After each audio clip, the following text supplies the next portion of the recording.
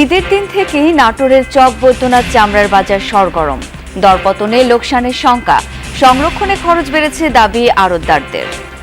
মনে করছিলাম কিছু টাকা পাবো, এখন দেখতেছি পকেটের শুদ্ধ এগুলো শুধু দিয়ে ফেলতে হবে। এটা কিন্তু কাঁচা চামড়া না, তো কাঁচা আমরা খরচটা বাদ দিয়ে তো আমাদের চামড়াটা কিনতে হবে। লবণের দাম সবসময় ঈদুল আজহা আসলে ফুরফুর করিবার। ত্যাগের মহিমায় দ্বিতীয় দিনের মতো চলছে পশু কোরবানি। বেশিরভাগ স্থানে বর্জ্য অপসারণ হয়েছে, দাবি ঢাকার 2 সিটি কর্পোরেশনের। ঈদের পর নতুনভাবে বাড়তে পারে হাম, ছুটির জনসমাগমে সংক্রমণ ছড়ানোর শঙ্কা। ব্যক্তিগত সুরক্ষায় জোর দিচ্ছেন চিকিৎসকরা। জাতীয় নির্দেশিকা বানিয়ে সারা বাংলাদেশ জুড়ে যদি চিকিৎসক নার্সদের ট্রেনিং দেওয়া যেত, তাহলে এই যে ঢাকা কেন্দ্রিক যে আমাদের পুরো চিকিৎসাটা, সেটা ঢাকার বাইরেও হতে পারে। নিষেধাজ্ঞা উপেক্ষা করে চলছে অনলাইন জুয়া। ক্রিপ্টোকারেন্সিতে বেচাকেনা হচ্ছে বেটিং ওয়েবসাইট। নজরদারি বৃদ্ধিতে প্রযুক্তিবিদদের গুরুত্ব আরোপ। ঈদের ছুটিতে জোরদার বাণিজ্যিক ব্যাংকের শাখা ও এটিএম বুথের নিরাপত্তা। বাড়তি সিকিউরিটি গার্ড নিয়োগ, তদারকি করছেন নিজস্ব কর্মীরাও।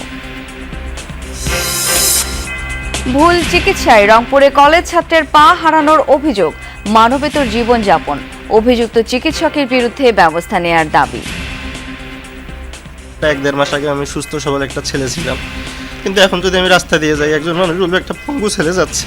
আমি চাচ্ছি যে ওনার একটা সুস্থ বিচার হোক, এটা একটা তদন্ত হোক, সুস্থ বিচার। এরকম ক্ষতি জানি আর কারো মায়ের সন্তানের সাথে আর যাতে না হয়। 2 মাস মেয়াদী সমঝোতা স্মারকে মার্কিন ইরানি আলোচকরা সম্মত। এখনো মেলেনি ট্রাম্পের চূড়ান্ত অনুমোদন। চুক্তির কাছাকাছি উভয় পক্ষ, দাবি ভান্সের।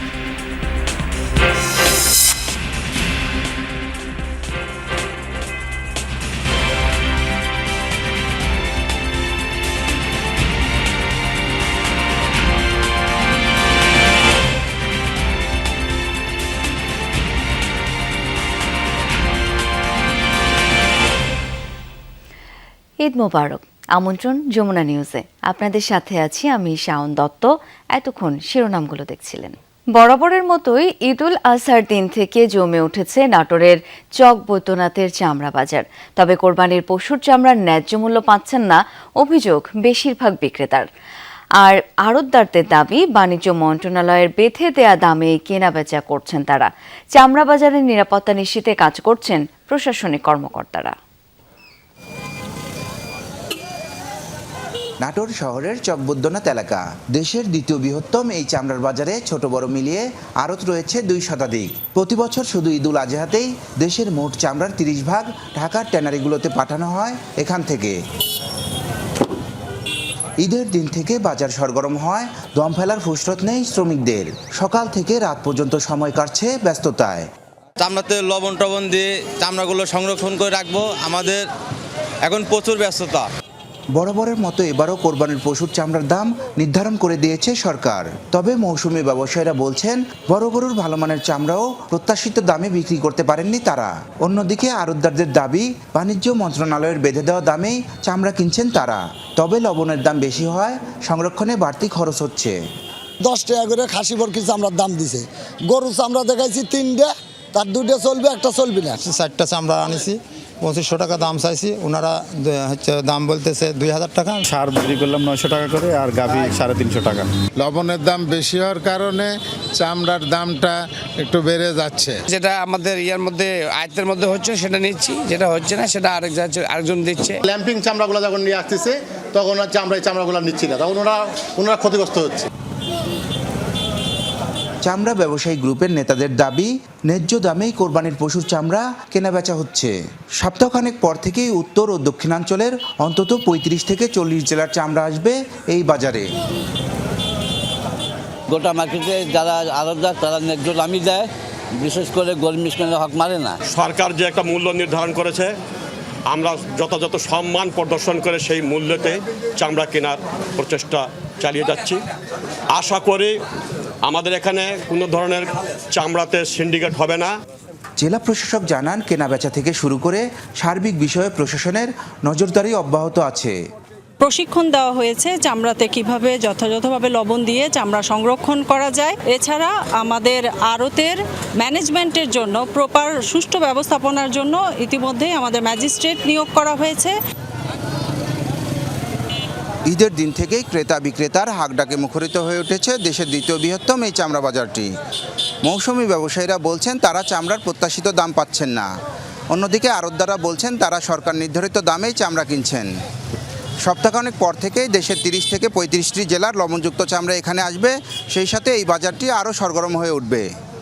নাজমুল হাসান, যমুনা নিউজ, নাটোর।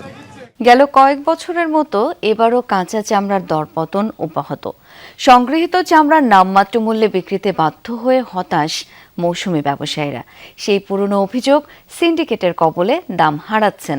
অন্যদিকে লক্ষ্যমাত্রা অনুযায়ী 4.5 লাখ চামড়া সংগ্রহ হলেও তার সংরক্ষণে খরচ বেড়েছে দাবি আড়তদারদের। ঢাকার ট্যানারি মালিকদের কাছ থেকে কাঙ্ক্ষিত দর না পেলে তারাও আছেন লোকসানের শঙ্কায়।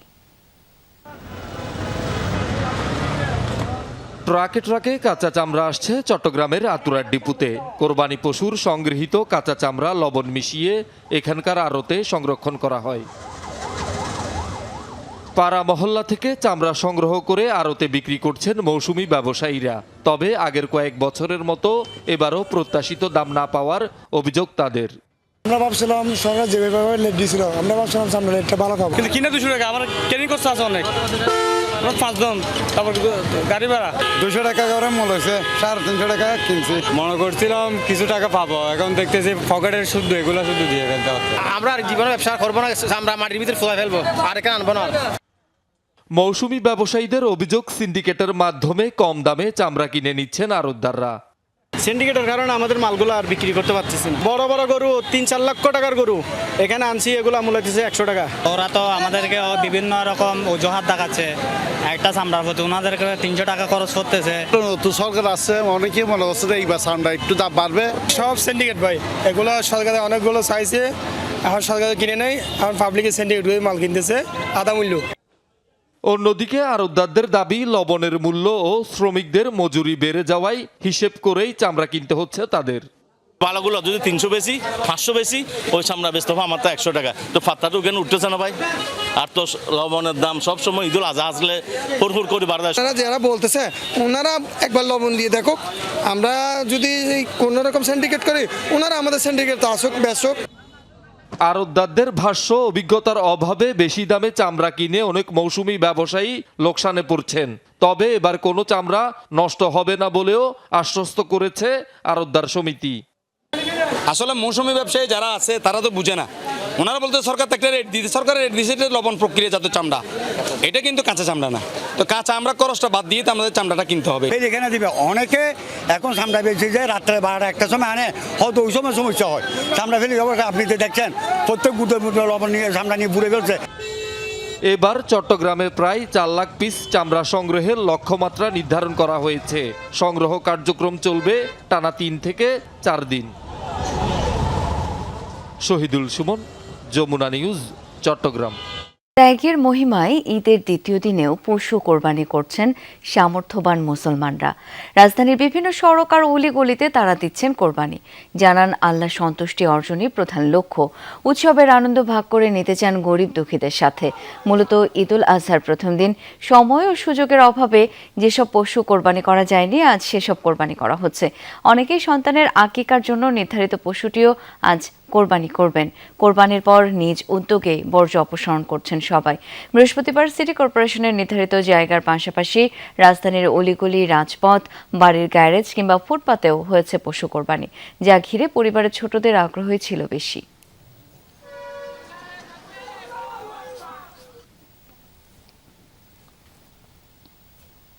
দর্শক, এ পর্যায়ে যেতে চাই সহকর্মী তানভীর সিদ্দিক টিপুর কাছে। তিনি রয়েছেন রাজধানীর বংশাল এলাকায়। টিপু, দ্বিতীয় দিনের পশু কোরবানির সার্বিক চিত্র কেমন দেখছেন? শাওন, প্রথম দিনের মতো দ্বিতীয় দিনেও কিন্তু কোরবানির যে আনুষ্ঠানিকতা অর্থাৎ পশু কোরবানি সেটি কিন্তু চলছে যদি একটু দেখানোর চেষ্টা করি, বিশেষ করে পুরান ঢাকার এই অঞ্চলটিতে বেশিরভাগ মানুষই তারা দ্বিতীয় দিনে কোরবানি করে থাকেন এবং তারা আমাদেরকে যেটি জানিয়েছেন বা যে কারণে এই দ্বিতীয় দিনে কোরবানি করা, তার অন্যতম একটি কারণ হচ্ছে কসাইয়ের সংকট। যে প্রথম দিন যেহেতু প্রচুর মানুষ কোরবানি করে থাকেন, পশু কোরবানি দিয়ে থাকেন এবং একটা বড় চাপ থাকে, সেই কারণে তারা আসলে চেষ্টা করেন দ্বিতীয় দিনে তাদের পশুটিকে কোরবানি করতে, যাতে করে এই যে কসাইয়ের যে সংকট থাকে বা যে একদম যারা প্রফেশনালি কাজ করেন সেরকম কসাইয়ের যে সংকট থাকে, সেই সংকট থেকে রেহাই পেতেই আসলে দ্বিতীয় দিনে কোরবানি করা হয়ে থাকে। আপনি জানেন যে এই কোরবানির ঈদ মূলত 3 দিন পশু কোরবানি করা যায়, ফলে সেই দিকটি মাথায় রেখে তারা একটু স্বচ্ছন্দেই দ্বিতীয় দিনের পশু কোরবানি সেটি করে থাকেন। এবং এর পরবর্তীতে দেখা যায় যে আপনি জানেন যে গতকাল থেকেই যে সিটি কর্পোরেশনের বর্জ্য ব্যবস্থাপনা সেটির কাজও শুরু হয়েছে এবং যেহেতু সিটি কর্পোরেশন, তারা বলছেন যে সিটি কর্পোরেশনের কাজ করার আগেই তারা নিজ উদ্যোগেই এই পশু কোরবানির পরে যে বর্জ্য ব্যবস্থাপনা রয়েছে, পরিষ্কার পরিচ্ছন্নতা, সেটিও তারা মেনে চলবেন। শাওন। টিপু, ধন্যবাদ আপনাকে। ঢাকার 2 সিটি কর্পোরেশনের অধিকাংশ এলাকার বর্জ্য অপসারণ হয়ে গেছে দাবি 2 প্রশাসকের।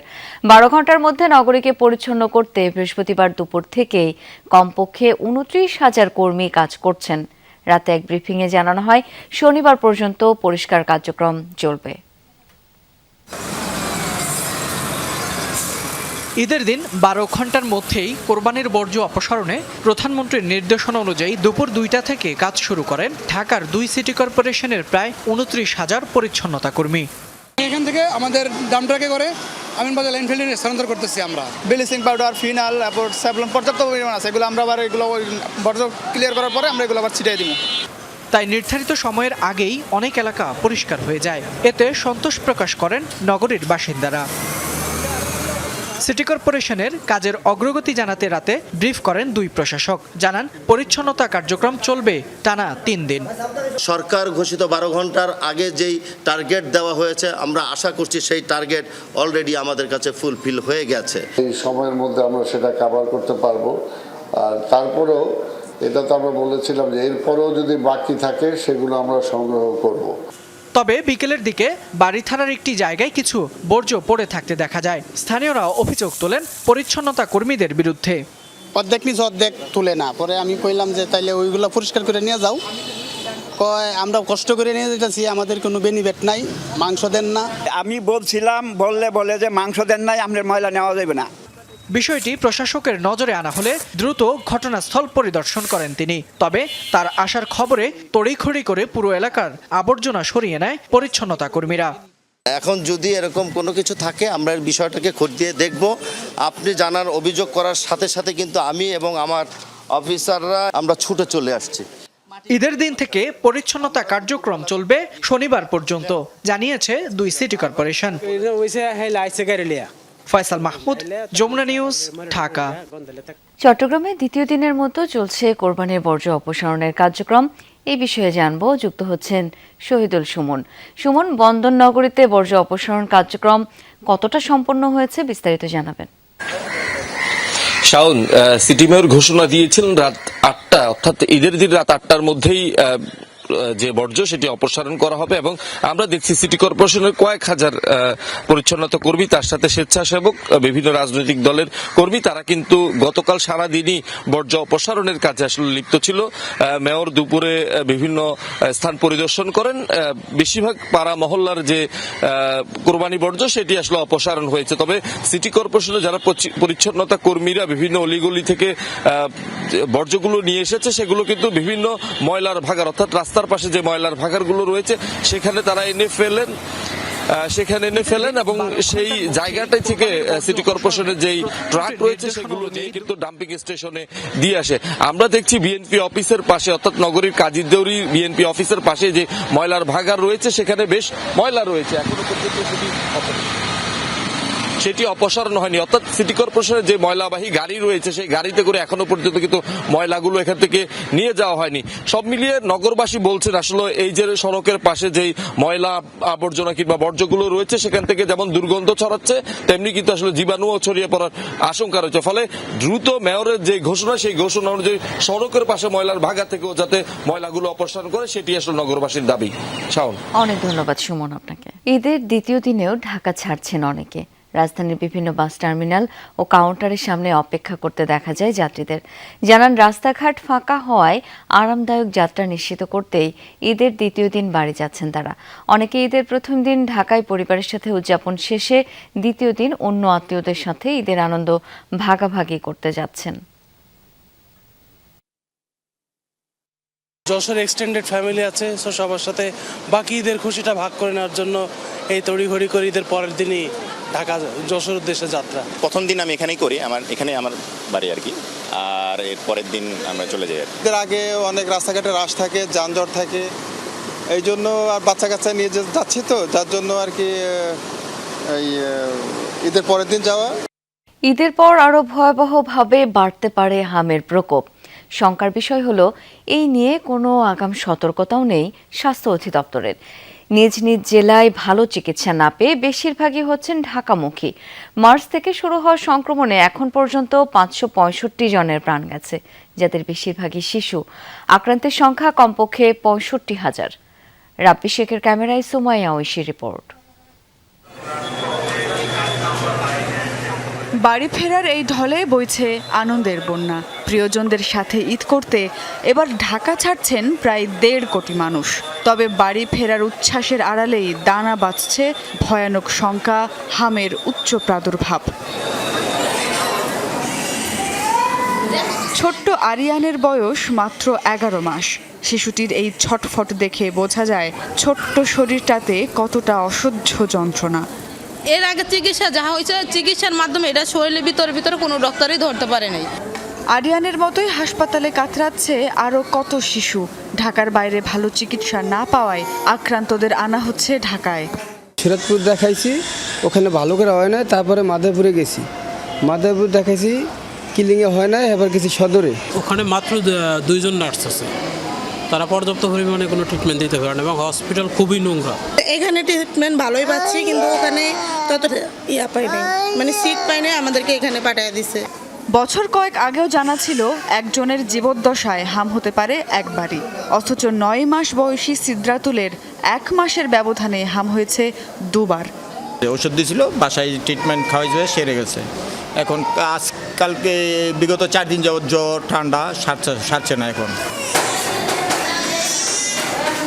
বিশেষজ্ঞরা বলছেন পরপর 2 বছর হামের টিকা না দেয়ায় প্রতিরোধ ক্ষমতা কমেছে, তাই একাধিকবার হামে আক্রান্ত হওয়ার আশঙ্কা শিশুদের। বিশ্ব স্বাস্থ্য সংস্থার এই উপদেষ্টার মতে মহামারী সতর্কতা জারি করা গেলে পরিস্থিতি নিয়ন্ত্রণে আনা যেত।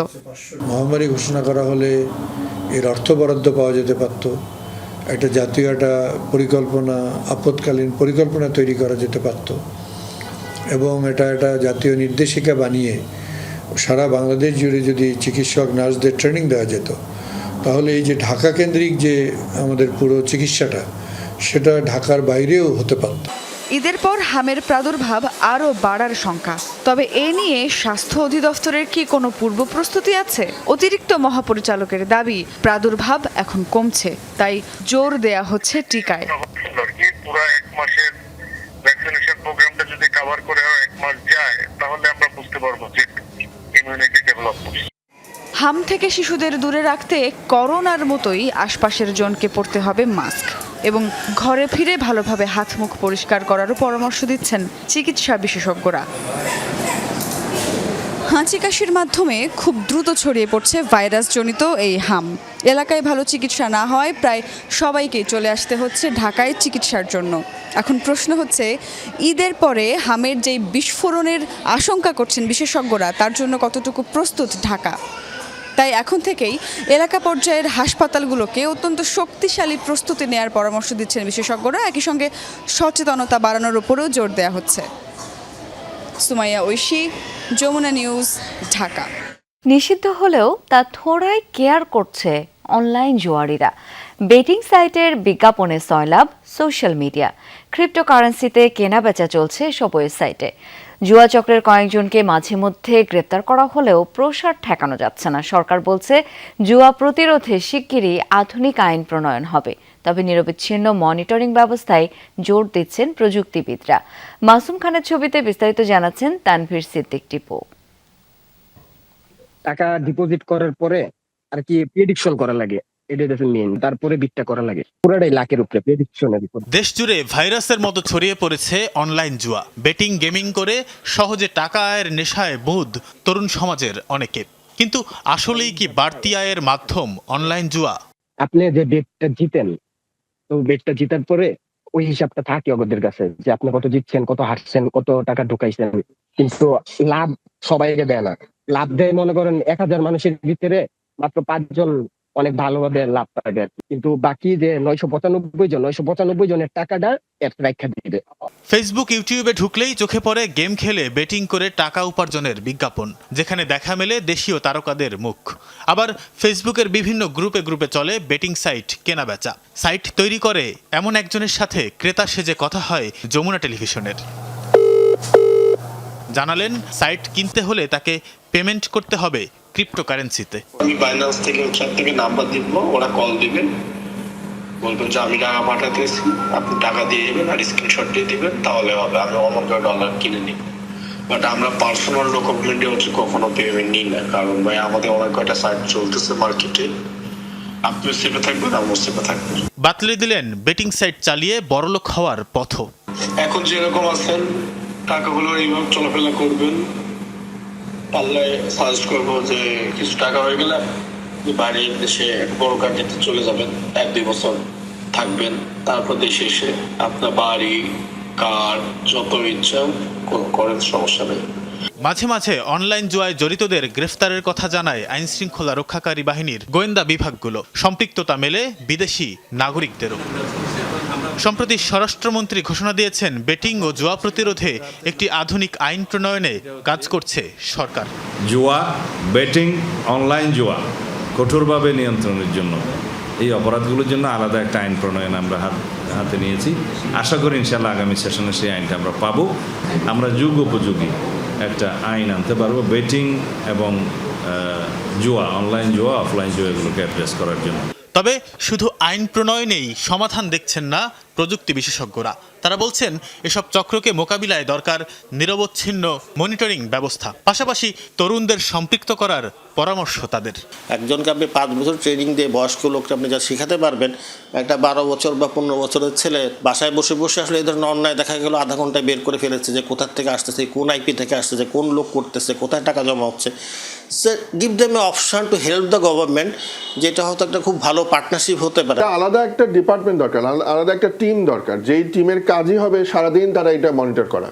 এই অনলাইন যে গেমিংগুলো হয় এটার মাধ্যমে কিন্তু অনেক সময় মানি লন্ডারিং হয়, তো এইখানে বাংলাদেশ ব্যাংকেরও একটা রোল আছে। তবে মনিটরিংয়ের নামে নাগরিকদের ব্যক্তিগত তথ্যে যেন সরকার নজরদারি না করে সে বিষয়েও সতর্ক করছেন বিশেষজ্ঞরা। ব্যান সাইট সেগুলোকে বন্ধ করা, কিন্তু সরকার যদি এখন সিটিজেনরা কি করছে সেটার দিকে তাকিয়ে থাকে তাহলে কিন্তু এটা পুলিশি রাষ্ট্র হয়ে যাবে। সো এই ব্যালেন্সটা কিন্তু ভালোভাবে মেনটেন করতে হবে। একে তো নিষিদ্ধ জুয়া, তার উপর ক্রিপ্টোকারেন্সির মাধ্যমে টাকা পাচার, এসব ঠেকাতে দ্রুত ব্যবস্থা নেয়ার তাগিদ বিশেষজ্ঞদের।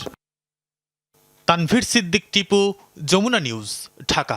ঈদের ছুটিতে বাণিজ্যিক ব্যাংকের শাখা এবং এটিএম বুথে নিরাপত্তা বাড়ানো হয়েছে। নিয়োগ দেওয়া হয়েছে বাড়তি নিরাপত্তা কর্মী। তদারকিতে ব্যাংকের নিজস্ব কর্মীরাও ব্যাংকের শাখা এবং এটিএম বুথের নিরাপত্তার বিষয়টি সমন্বয় করছে প্রধান কার্যালয়। সাইবার নিরাপত্তা নিশ্চিতে পালাক্রমে দায়িত্ব পালন করছেন আইটি বিভাগের কর্মকর্তারা। সরকারি বেসরকারি মিলে দেশে বাণিজ্যিক ব্যাংকের শাখা প্রায় 11,500, যার অর্ধেকের বেশি অবস্থিত জেলা উপজেলা শহরে। এর বাইরে উপশাখা আছে আরও প্রায় 5,000। ঈদের ছুটিতে বন্ধ এসব শাখার কার্যক্রম জনশূন্য হয়ে পড়ায় অনেক ক্ষেত্রে তৈরি হয় নিরাপত্তা ঝুঁকি। তাই বন্ধের সময় শাখার পাশাপাশি এটিএম বুথের নিরাপত্তা জোরদারের নির্দেশনা আছে বাংলাদেশ ব্যাংকের। একই সাথে এটিএম বুথে সার্বক্ষণিক সেবা নিশ্চিতের কথাও বলেছে নিয়ন্ত্রক সংস্থা। কনসার্ন ব্যাংকগুলিকে বলে দিয়েছি যে যাদের এটিএম বুথ আছে সেই এটিএম বুথগুলো যাতে সার্বক্ষণিকভাবে খোলা থাকে, প্রতিটি মেশিন যাতে সচল থাকে, মেশিনে যাতে পর্যাপ্ত পরিমাণ টাকা থাকে এবং নিরাপত্তা যাতে নির্বিঘ্ন নিরাপত্তা বা নিশ্চিন্ত নিরাপত্তা যাতে নিশ্চিত করা হয়। বাংলাদেশ ব্যাংকের নির্দেশনা মেনে শাখার নিরাপত্তায় বিশেষ উদ্যোগ নিয়েছে প্রতিটি ব্যাংকের প্রধান কার্যালয়। ঝুঁকিপূর্ণ শাখার নিরাপত্তায় নেওয়া হয়েছে বাড়তি সতর্কতা। সার্বিক নিরাপত্তার বিষয়টি তদারকি করা হচ্ছে প্রধান কার্যালয় থেকে। প্রধান কার্যালয় বা বাংলাদেশ ব্যাংক থেকে যেভাবে নির্দেশনা দেওয়া আছে সেভাবেই আমরা ব্যবস্থা নিয়েছি। ছুটিকালীন সময়ে কর্মকর্তাদের দায়িত্ব দেওয়া হয়েছে, তারাও পিরিয়ডিক্যালি এটা মনিটর করবেন যে আমাদের নিজস্ব যে নিরাপত্তা ব্যবস্থা আছে সেটা কার্যকর আছে কিনা সেটা তার তদারকি করবেন এবং কোথায় কোনো বিচ্যুতি থাকলে সেটা তাৎক্ষণিক ব্যবস্থা নেবেন। যেসব শাখা এবং উপশাখা রয়েছে সেগুলোকে আমরা পর্যাপ্ত নিরাপত্তা ব্যবস্থা দিচ্ছি। ব্রাঞ্চের সার্বিক নিরাপত্তার জন্য ছুটিকালীন সময়ে আমাদের যে শাখার যেসব দায়িত্বপ্রাপ্ত কর্মকর্তা রয়েছেন তারা মাঝে মাঝে ব্রাঞ্চ ভিজিট করবেন। ইতিমধ্যে আমরা ব্রাঞ্চগুলোকে নির্দেশ দিয়েছি শাখার সিসিটিভি এবং অন্যান্য নিরাপত্তা যেসব সরঞ্জাম আছে সেগুলো যেন অ্যাক্টিভ থাকে, সেগুলোর ব্যাপারে আমরা সর্বদা সজাগ রয়েছি। ঈদের ছুটিতে সাইবার ঝুঁকি মোকাবেলায় সতর্ক আছে প্রধান কার্যালয়ের আইটি বিভাগ। এছাড়াও প্রতিটি শাখার নিকটবর্তী থানা ও আইনশৃঙ্খলা বাহিনীর সাথেও সার্বক্ষণিক যোগাযোগ রাখছেন ব্যাংকের কর্মকর্তারা। আলমগীর হোসেন, যমুনা নিউজ, ঢাকা। বাংলাদেশ ভারত সীমান্তের অন্যতম ব্যস্ত চেকপোস্ট ব্রাহ্মণবাড়িয়ার আখাউড়া আন্তর্জাতিক ইমিগ্রেশন। প্রতিদিন শত শত যাত্রী এই পথ ব্যবহার করলেও ভ্রমণ কর আদায়ের নামে সেখানে চলছে অনিয়ম, হয়রানি। এমন অভিযোগ যাত্রীদের। অতিরিক্ত টাকা আদায়, একই চালান নম্বর একাধিক যাত্রীর কাছে ব্যবহার, এমন গুরুতর অভিযোগ উঠেছে সোনালী ব্যাংক বুথের কর্মকর্তা কর্মচারীদের বিরুদ্ধে। অনুসন্ধানে যমুনা টেলিভিশনের হাতে এসেছে তথ্য প্রমাণও। ভারতগামী যাত্রীদের জন্য আখাউড়া আন্তর্জাতিক ইমিগ্রেশন যেন এখন ভোগান্তির আরেক নাম। সোনালী ব্যাংকের বুথে ভ্রমণ কর আদায়ের অনিয়মের অভিযোগ দীর্ঘদিনের হলেও সংশ্লিষ্টদের বিরুদ্ধে নেই কার্যকর কোনো ব্যবস্থা। অভিযোগ রয়েছে জাতীয় রাজস্ব বোর্ডের নির্ধারিত রসিদ বই না থাকায় হাতে লিখে চালান দেওয়া হচ্ছে যাত্রীদের, আর সেই সুযোগে নির্ধারিত 1000 টাকার বাইরে আদায় করা হচ্ছে অতিরিক্ত 50 থেকে 100 টাকা। ভ্রমণ ট্যাক্সের জন্য যে টাকাটা আমরা দিই, দেওয়ার পরে বলতেছে এখানে আরো এক্সট্রা 50 টাকা লাগবে। তো বললাম 50 টাকা কিসের জন্য লাগবে? এটা জেরক্সের জন্য 50 টাকা লাগবে। এটা দেখা দায়িত্ব হচ্ছে প্রশাসনের, আমাদের দেশের। এটা আমরা জনগণ হচ্ছে ভুক্তভোগী। আমরা এখন এসছি, বেড়াতে এসছি, এখন আমাদের থেকে চাইলে তো আমরা তো বাধ্যতামূলক দিতেই হবে না। এছাড়া একই নম্বরে ট্রাভেল ট্যাক্স চালান একাধিক যাত্রীকে দিয়ে আত্মসাৎ করা হচ্ছে সরকারি রাজস্ব। যমুনা টেলিভিশনের হাতে আসা চালানের কপি ও ভিডিও ফুটেজে মিলেছে এমন অনিয়মের প্রমাণ। অভিযোগের তীরে সোনালী ব্যাংক বুথের কিছু কর্মকর্তা ও নিরাপত্তা কর্মীর বিরুদ্ধে। 1000 টাকা হলো ট্রাভেল ট্যাক্স। 1000 টাকার পর 100 টাকা 50 টাকা নেওয়ার কারণটা কি আমাকে বলেন? 100 টাকা 50 টাকা তো নিচ্ছি 10 টাকা 20 টাকা। কেন নিবেন আপনি 10 টাকা 20 টাকা? সেটা ফটোকপির টাকা। এই কথা কে বলছে আপনাকে? আপনাকে কে বললো? আমি কাস্টমসে বলছি, কাস্টম থেকে আপনাকে টাকা নেওয়ার এই অনুমতি কে দিয়েছে আপনাকে? এদিকে তাকান, আপনাকে অনুমতি কে দিল? আমি আমার স্যারকে ফোন দিচ্ছি, উনি আসুক। প্রতিদিন প্রায় 350 থেকে 400 পাসপোর্টধারী যাত্রী এই পথ ব্যবহার করেন, কিন্তু অনলাইনে দেয়া ভ্রমণ করের চালান গ্রহণ না করায় চরম ভোগান্তি হচ্ছে যাত্রীদের। অনলাইন ভ্রমণ ট্যাক্স দিয়ে এসেছি, এখানে আসার পর কাস্টম অফিসে তারা বলছে এটা হবে না। ট্যাক্সের বইটা এটাও নেই, প্লাস এটা যদি অনলাইনে করা হতো তাহলে একটু সুবিধা হতো। অনলাইনে দেওয়া হতো তাহলে আমাদের সুবিধা হতো। এখন এখানে মনে হয় সরকার কিছু রাজস্ব হারাবে। অভিযোগ অস্বীকার করে ব্যাংক কর্তৃপক্ষ বলছে রসিদ বই সংকটের বিষয়টি 2 মাস আগেই রাজস্ব বোর্ডকে জানানো হলেও ব্যবস্থা নেওয়া হয়নি। এই ধরনের কোনো অভিযোগ আমি পাইনি, যদি পাই সামনে পেলে অবশ্যই ব্যবস্থা। এটা তো এই ধরনের এগুলো যেন না হয় আমরা সে ব্যাপারে না। এটা তো আপনি নাকি এটার সাথে জড়িত, এখন সেই ক্ষেত্রে কি বলবেন আপনি? না, এটা আসলে আমাদের বিরুদ্ধে একটা মিথ্যা অভিযোগ, আমরা এই ধরনের করছি না। আমাদেরকে বই সরবরাহ না করার কারণে ম্যানুয়ালি করছি। কাস্টমস কর্তৃপক্ষ অনুমোদন ক্রমে বিজিবি এবং ইমিগ্রেশনের পরামর্শক্রমে আমরা এটা ম্যানুয়ালি দিচ্ছি। এদিকে অভিযোগের বিষয়ে কথা বলতে রাজি হননি আখাউড়া কাস্টমসের কর্মকর্তারা। শামস তাবরিজ উচ্ছ্বাস, যমুনা নিউজ। প্রায় 3 বছর আগে তড়িঘড়ি করে উদ্বোধন হয় ঝালকাঠির 250 শয্যা বিশিষ্ট হাসপাতাল ভবন, কিন্তু এখনো চালু হয়নি কার্যক্রম। 1.5 বছরে শেষ করার কথা থাকলেও গড়িয়েছে 8 বছর। এতে ক্ষুব্ধ সাধারণ মানুষ। কর্তৃপক্ষের সাফাই, জনবল আর চিকিৎসা সরঞ্জামের বরাদ্দ না পাওয়ায় এখনো চালু করা যায়নি কার্যক্রম। ঝালকাঠি সদর হাসপাতালের বহুতল ভবন আধুনিক সুযোগ সুবিধা সম্পন্ন হলেও ভেতরে নেই সেবার কোনো কার্যক্রম। বছরের পর বছর ধরে পড়ে আছে এভাবেই। 2018 সালে প্রায় 34 কোটি 80 লাখ টাকা ব্যয়ে শুরু হয় 250 শয্যা 9তলা ভবনের নির্মাণ কাজ। পরবর্তীতে প্রকল্প বৃদ্ধির কারণে নির্মাণ ব্যয় দাঁড়ায় 71 কোটিতে। 1.5 বছরে কাজ শেষ হওয়ার কথা থাকলেও 8 বছরেও শেষ হয়নি প্রকল্পটি। অথচ 2023 সালের অক্টোবরে তড়িঘড়ি করে ভবনটির উদ্বোধন করেন তৎকালীন সংসদ সদস্য। তবে অসম্পূর্ণ নির্মাণ, লিফট না থাকা, প্রয়োজনীয় অবকাঠামোর অভাবে ভবনটি বুঝে নেয়নি হাসপাতাল কর্তৃপক্ষ।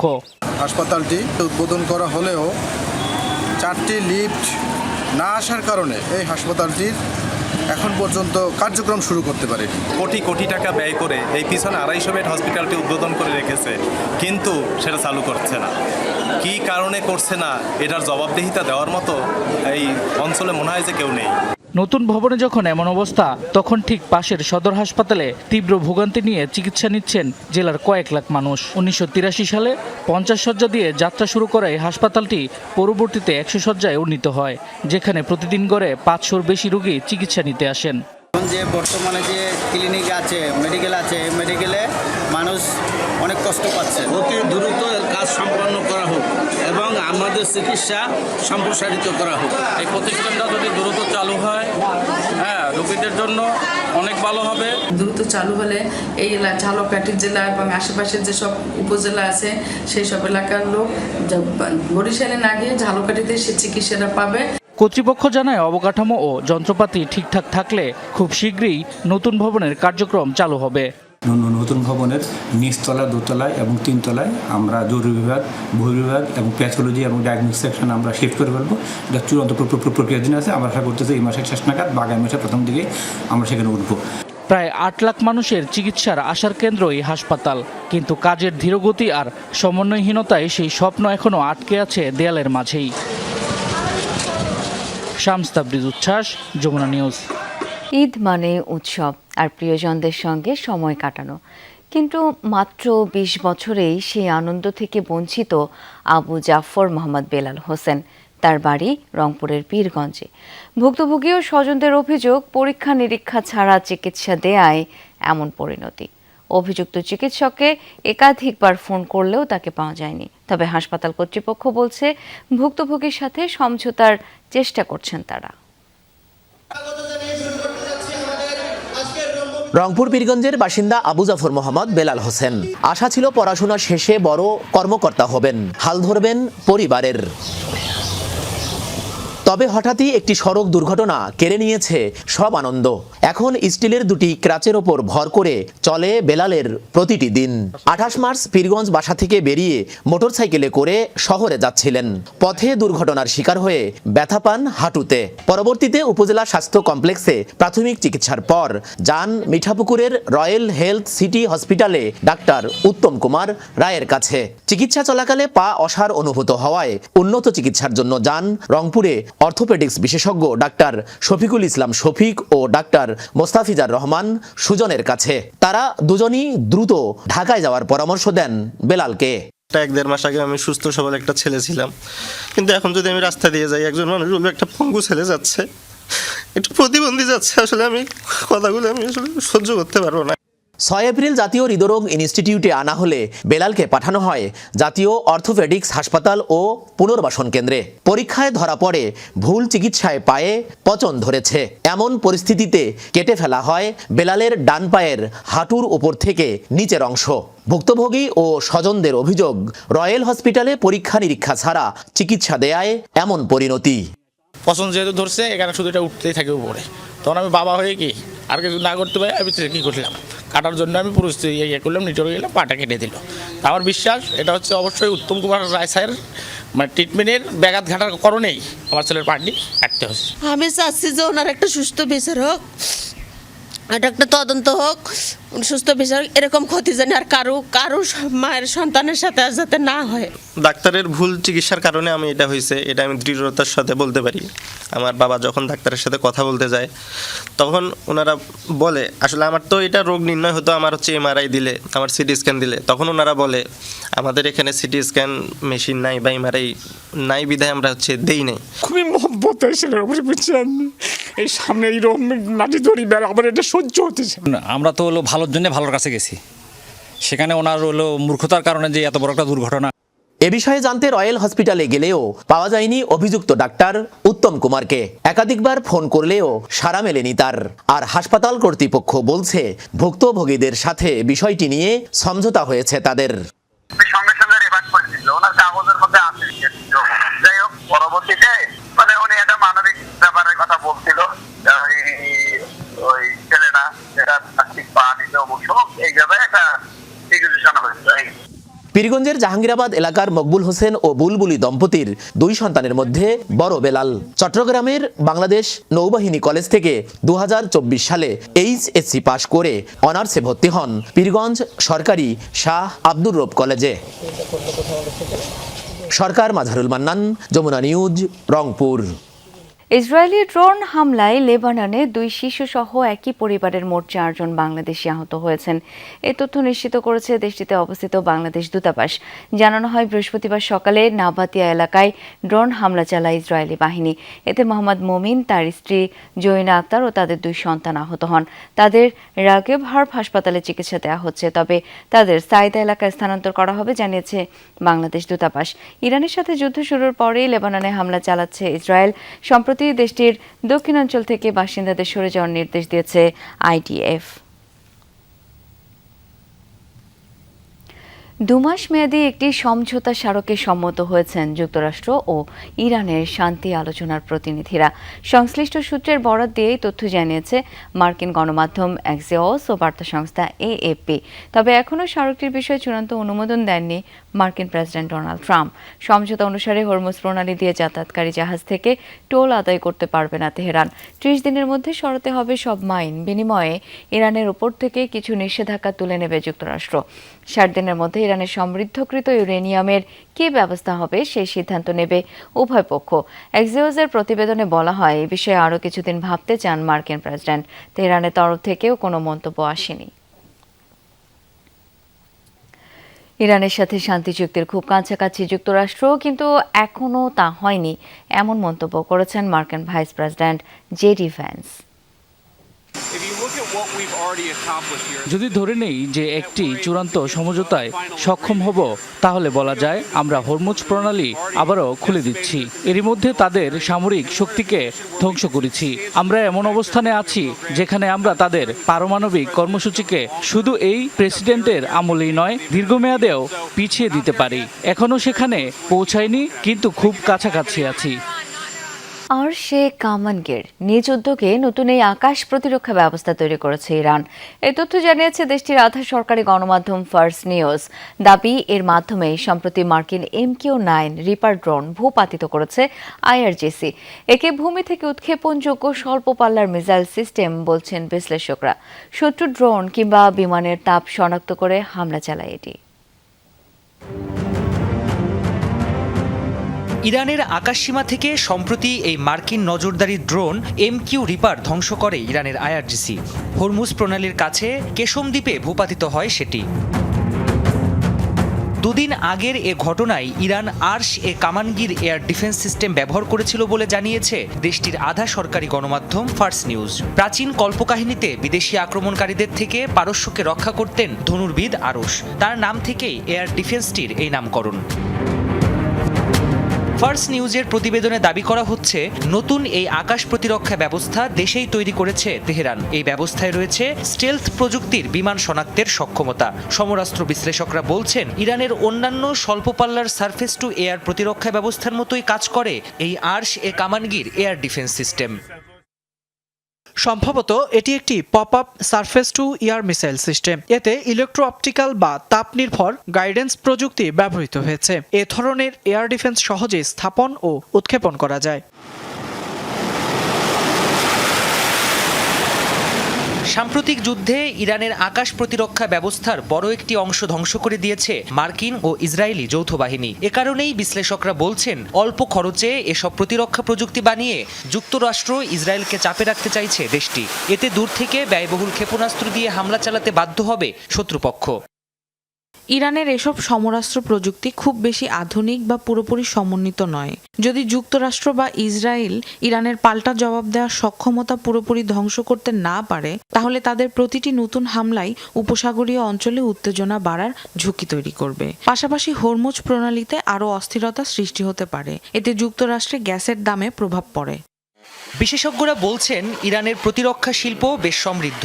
গেল বছর ইসরায়েলের সাথে 12 দিনের যুদ্ধের পর আন্তর্জাতিক মানের ব্যালিস্টিক ক্ষেপণাস্ত্র উৎপাদন উল্লেখযোগ্য হারে বাড়িয়েছে তেহরান। প্রাণপ্রতিম কুণ্ডু, যমুনা নিউজ। নারী সাব চ্যাম্পিয়নশিপের খবর, মালদ্বীপকে 4-2 গোলে হারিয়ে আসরের সেমিফাইনালে উঠল বাংলাদেশ। বিপরীতে টানা 2 পরাজয় আসর থেকে বিদায় নিশ্চিত হল মালদ্বীপ নারী দলের। আসরের প্রথম ম্যাচে স্বাগতিক ভারতের কাছে 11-0 গোলে পরাজিত হওয়া মালদ্বীপের বিপক্ষে প্রত্যাশিত শুরু পায় বাংলাদেশ। ম্যাচের মাত্র 11 সেকেন্ডে প্রথম আক্রমণে আসে গোল।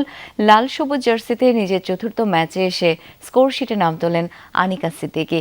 34 মিনিটে ব্যবধান দ্বিগুণ করেন ওমহেলা মার্মা, কিন্তু বিরতিতে যাওয়ার আগে একটি গোল শোধ দেয় মালদ্বীপ। দ্বিতীয়ার্ধে স্রোতের বিপরীতে আরও এক গোল দিয়ে সমতায় ফেরে দ্বীপ দেশটি। এরপর যখন পয়েন্ট হারানোর সংখ্যা লাল সবুজ শিবিরে, তখন ত্রাতা হয়ে আসেন বদলি ফরওয়ার্ড সুরভি প্রীতি।